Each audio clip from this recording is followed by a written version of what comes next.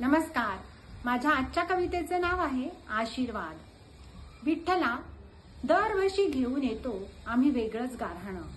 तुझं मात्र कटीवर हात ठेवून उभं राहणं. नको रे देऊ अंतर विठ्ठला, थांबू दे सध्या चालत असलेला हल्ला. वर्षानुवर्ष बघत आलो आहे तुला लाभत असलेली रुक्मिणीची साथ.